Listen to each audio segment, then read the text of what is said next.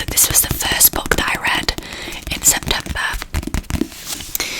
and this one isn't too bad. This one is like 418 pages, so not too bad. The reason I say that is because the books that I'm reading this month in October are a lot longer, so yeah.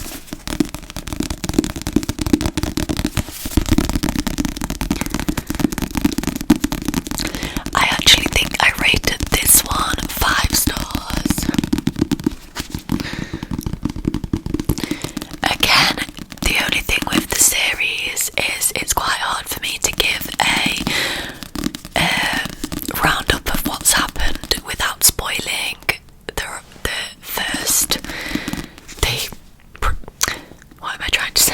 without spoiling the 2 books before. But I will say that I really enjoyed this one, and yeah, like I say, it's not too long, so it wasn't too intimidating, and I think I got through this quite fast.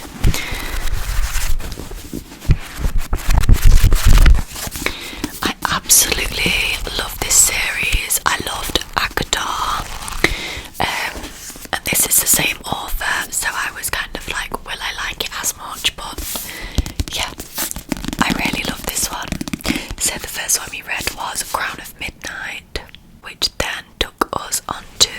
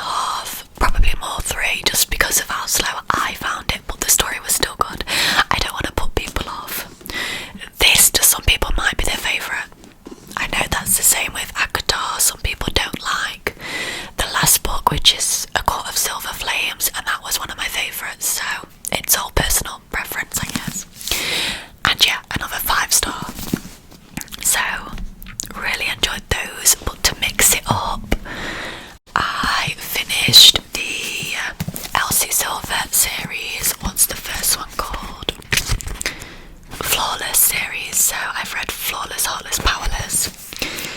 And then the next one was Reckless. So as these are quite heavy, I like to add, I know people call them like a palette cleanser, a really easy romance or a really fast-paced thriller, for example, just to like break them up. They're a lot quicker to get through. These are only like, what are they? 391 pages, so less than 400 pages I find I can get through really quick, and yeah, probably within 24 hours if I have the time. And it's kind of bigger text as well, and the start of these there's always like a text conversation, so yeah, it's just a lot easier to get through. And this one was about Theo Silver, so it basically follows, she's done 5 of these books and they're all like a family of men, and yeah, Theo Silver, rowdy bull rider, notorious ladies man, scorching hot trouble wrapped up in a drawer-worthy package, and he's looking at me like I might be his next meal. So this follows Theo and Winter. Winter is Summer's sister. Winter and Summer, I know, from the first book. So yeah, we get to see different characters in this one. And I gave this a 5-star. I really, really, really enjoyed it. So I gave this one a 5-star.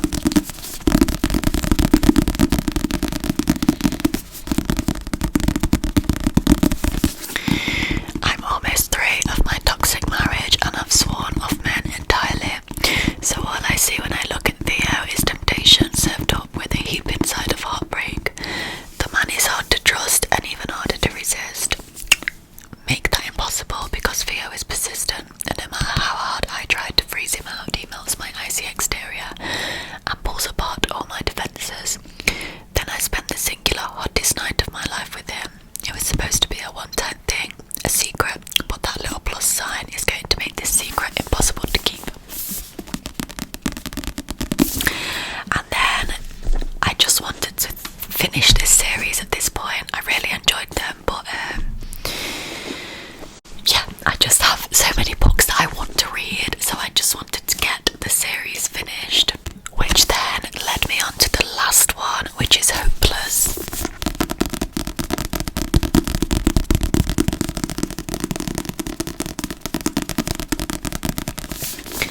Again, really quick paced. I got through it really fast. How many pages is this? I don't know why I'm obsessed with pages, but I just like to see, yeah, 386. So again, less than 400 pages, which makes it really easy to get through.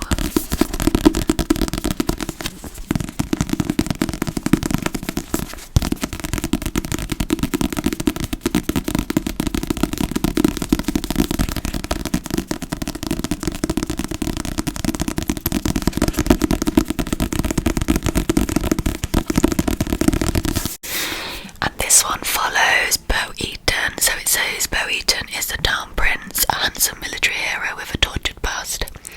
I'm the outcast bartender, a shy girl from the wrong side of the tracks. He's 35, an old man, and I'm 22, an all virgin.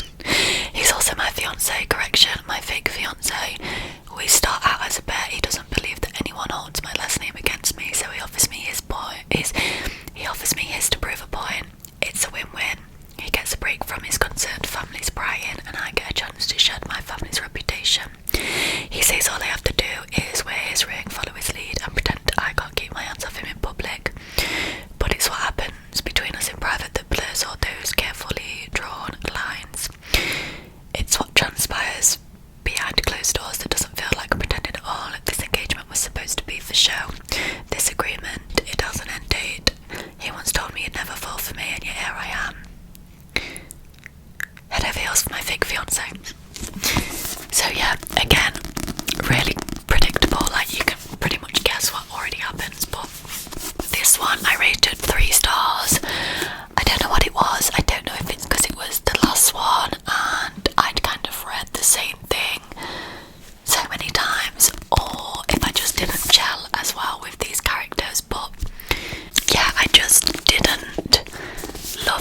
much as the others. I think all of the others have been either 5 or 4 stars, and this for me, like I say, it wasn't my favourite.